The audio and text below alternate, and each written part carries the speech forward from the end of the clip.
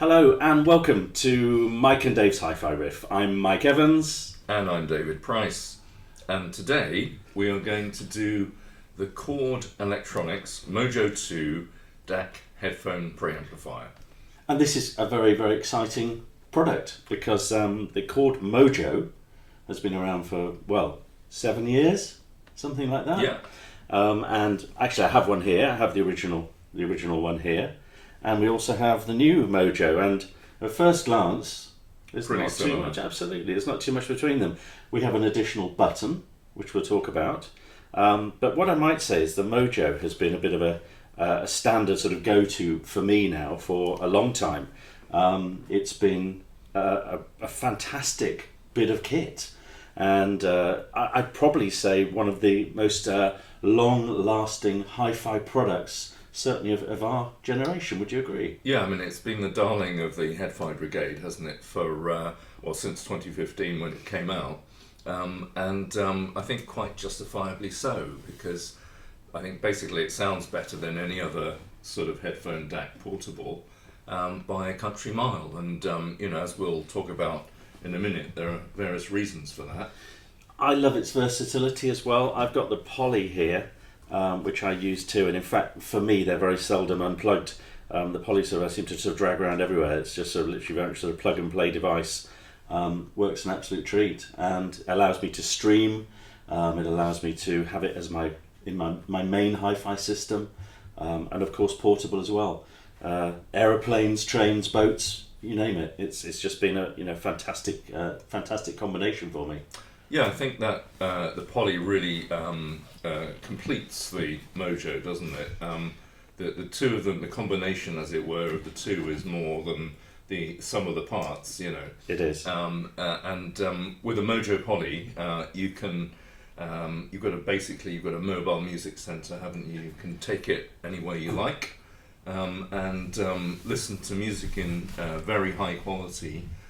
From a range of sources.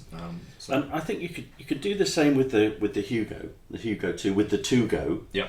But it's not really all that sort of portable, is it? You need to have a man bag to take it around with you. Whereas you genuinely can stick this in your pocket and have your headphones coming out, and away you go. And you can see here I've plugged the Mojo 2 in, so the form factor is very, very similar to the original Mojo. For that reason, just so you can use the Poly, reuse the Poly. Yeah. Thanks to Chord for doing that. Obviously, nobody wants to go and buy a second Poly as well. Yeah, I think that would be a much hated thing if they It designed another Poly for it. No, you're absolutely right. Absolutely right. Interestingly, I've got the original case here, and I'll see, we'll take a photo of this and we'll upload it. It doesn't quite fit because one of the buttons is actually obscured by a tiny bit of the case. So whether you could just sort of cut that out, I don't know. You could maybe get your mum to, sort of do an alteration on it. I don't know. Absolutely, it's a Blue Peter styling. No, quite. But technically, the Mojo 2 has some advancements, and it's obviously the main thing is going to be, how does it sound? What's the sound quality like? Well, I'm pleased to say it sounds fantastic, and better than the original, wouldn't you agree? Yeah, I think it does sound better. I think it sounds different as well. I think the original Mojo 1 had a slightly softer focus, possibly slightly warmer, more romantic sound.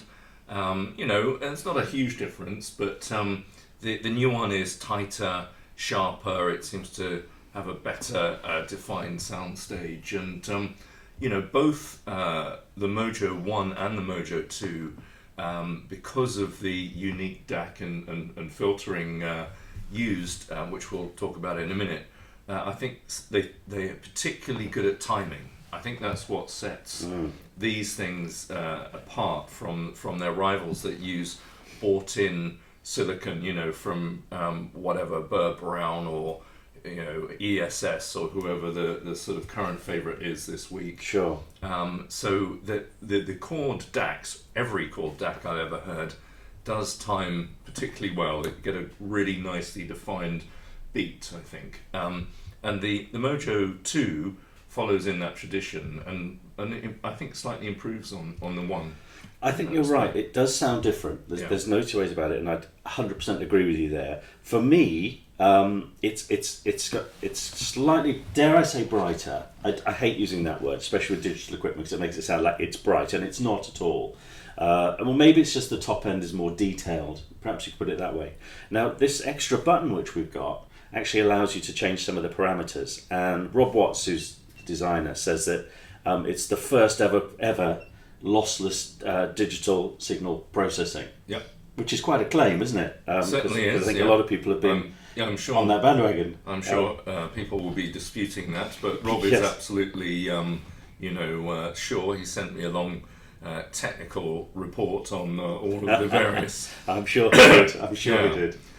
So I'm sure he stands by that, and certainly the DSP doesn't seem to be particularly intrusive. Aside from doing what it's supposed to do, such as tweaking the sort of tone in some ways, it's tone and crossfade. So I actually did just roll the treble off just fractionally off at the very top end. And look, I'm going to be honest with you, I didn't notice any lack in detail in doing it. And for my ears, and particularly for the headphones I was using, for the in-ear ones, then it just made it sound nicer for me.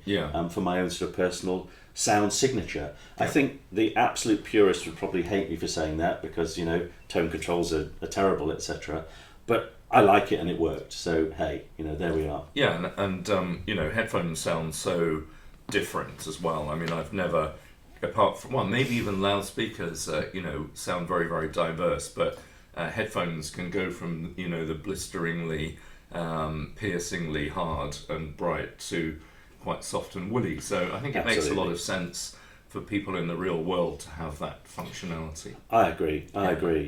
Couple of interesting things. So no balance. There's two headphone outputs, so they're not balanced. Because that's not quite Chord's thing.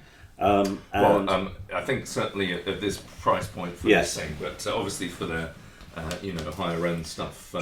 Sure. But certainly for balanced headphones. Then they said they weren't going to put it on the Mojo. Fair enough. Okay. Well, I think that's. I'll just interrupt and say that there's a lot of people in the kind of Head-Fi scene who take balanced connections incredibly seriously. Yes. And I'm sure they'll be all incredibly dismissive of this. But I'm not so sure, and especially at this price, I'm not sure whether having balanced connections for headphones is particularly important. It feels to me they've put the money spent somewhere else, and they're trying to eke the most out of the sound quality. In the same way, it will process virtually every file, all the way up to DSD. I say virtually, why? MQA. It doesn't do MQA. And again, I think you've had some correspondence with Rob Watts about this as well, haven't you? Yes, absolutely. So it's been Chord Electronics' policy for a long time that they're not going to build in MQA functionality into their digital filter because they believe, or Rob believes, that it's technically compromised and that it introduces distortion at high frequencies. And again, he's got the measurements to prove it. But he's taking a kind of purist line, and I think we need to do an episode of Hi-Fi Riff on its own about MQA. I agree. I agree. It's a controversial topic. Well, we could probably do an entire series on it, actually. But we probably could. There are a lot of people who are against it, and my views on it are quite nuanced. I'm not sort of desperately against it or desperately for it. I think I'm not sure it's as bad a thing as many people on internet forums think. Maybe that's why Tidal began to use MQA, and of course if you don't have MQA, then that's an issue for if you're a Tidal user, I guess. 100%, yeah, absolutely. I think in terms of other ways to use it, obviously there are other streaming services are available, as absolutely, I say. But also, I'm really pleased to see we've got a USB-C input now. That's convenient for me, being an Android user. I know you're an iPhone user, so you'd need your iPhone connected to USB-C. No great hardship there. No. it's kept the same USB micros for charging and for connectivity to the poly. Yeah. So you can actually have two ways of connecting it in that respect, USB micro or C. Also, we've got Toslink and we've got coax. Yeah.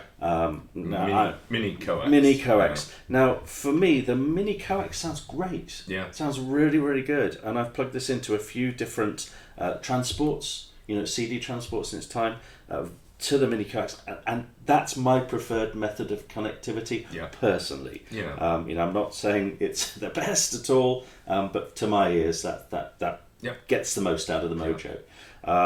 And I've been using the original Mojo for a long time, and I because they're very, very similar in terms of their connectivity, I can't see that changing for me too much. Yeah. But there we are.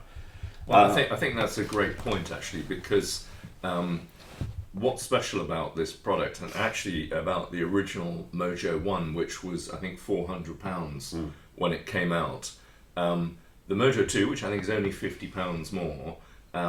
You can actually plug into your Hi-Fi. You can plug a CD transport or something into one of the digital ends, and then plug the Mojo out through a 3.5 adapter to two phono outputs.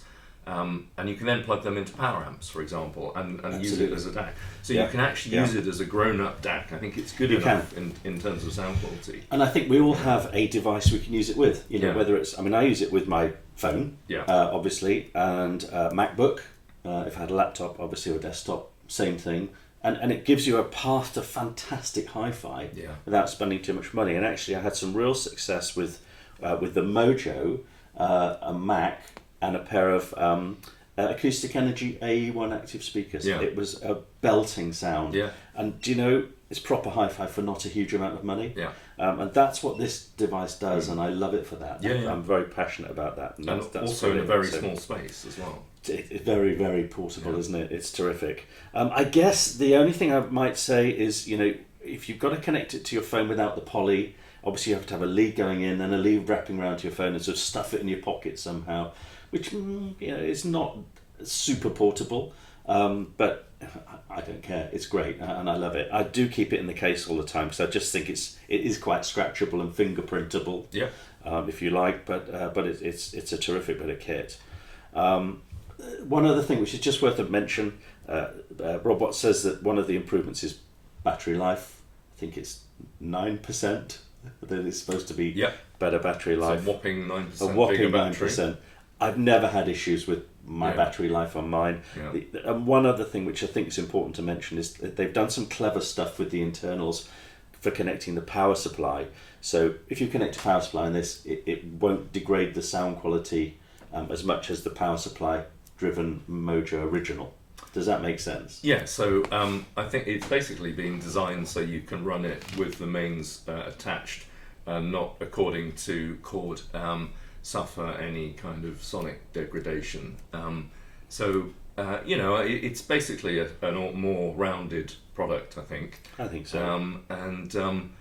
It's a very impressive bit of kit. I'm not totally sold on the new button and the fact you have to kind of guess what it means. And if you're using a portable and you're out and about and you're crossing a road and trying not to get run over by a juggernaut, trying to figure out sort of on the quick start guide. Well, maybe you can just pull that out just before you cross the road and read it as you cross the road as the juggernaut comes up to you, to find out what the multifunction button does. I'm getting used to it. No, don't do that. I'm getting used to it. Honestly, I'm getting used to it. But what I would say is the thing which always confuses me is the two volume lights on the middle buttons. I can never remember what the colours mean. I know blue is line level out, which is quite often what mine is just fixed to. But occasionally I've sort of blasted my eardrums out by getting it the wrong way around. But there's a nice plus and minus in big letters on this one, which I don't think you can see on the case. But you soon get used to it. It's I wouldn't say it's intuitive, but you learn it, if that makes sense. But I've got a question for you, and it's a £450 question. If I own the original Mojo, or if you own the original Mojo, do you spend £450 minus what you're going to get for the original one on eBay and upgrade? Is it worth it? So I think if you sold it on eBay, I don't know, I haven't checked, and there's probably a lot of Mojo ones being sold on eBay at the moment, but I'm guessing it's going to be around 250 quid for a good, mint condition one. So the cost to change is £200, isn't it? Yes. Basically. Yeah. Would you do that for 200? Well, I mean, it's a tricky one. It is. I probably personally wouldn't, but I can absolutely understand why many people would. The original Mojo 1 is very, very good in a lot of ways. The Mojo 2 improves on it subtly all round, I think. And it really depends, I think, on the features and other issues. And, certainly if my Mojo 1 was kind of getting a bit worn out, Sure. I would have a new one in a flash. But I'd swap it. Yeah. Honestly, I would. I'd swap it. I like the USB-C connectivity. Yeah. I think that's really great. I love the fact it's cross-compatible with the original Poly, so I don't have to do that. I might need to buy a new case if my Blue Peter fix doesn't work. But I think it's terrific, and I think the improvement in sound quality is worth the 200 quid. And I'll tell you the other reason why, David, because I think the next step up is actually quite an expensive next step up, which is probably the Hugo 2. Hugo 2 with the 2Go, absolutely. So there we are. So I mean the Hugo is, or the Hugo 2 is a big step up, I think, still from the Mojo 2. Yes. So the Hugo 2 has much more, to me, has more detail, more insight. It's a kind of higher focused lens, isn't it? Much more taps. Yes. So there's the WTA filter, the Watts Transient Aligned filter on the Hugo 2, I think is a little bit more than the new Mojo, but it's still not up to the stellar Hugo TT2 or indeed Chord Dave. Sure. But basically as you go up the chord range, you get a better WTA filter, which Rob Watts says, and I believe him, having listened to all the different variants, you get a better resolution, I think better timing as well, and things just sound more musical and natural. Yes, yeah. So I'm very impressed. I'm going to ask you the question. On the Mike and Dave's Hi-Fi Riffometer, out of 10, what are you going to give the Mojo 2? So I think I would give it 9. Okay. So it could be 10. It depends on what your take is about MQA and whether you're a Tidal person. Fair enough. Also, there are some very good DAC headphone amps around from Hi-Fi and the like, which are half the price and do a lot of what the Mojo does, not everything. If that is a very budget conscious area. So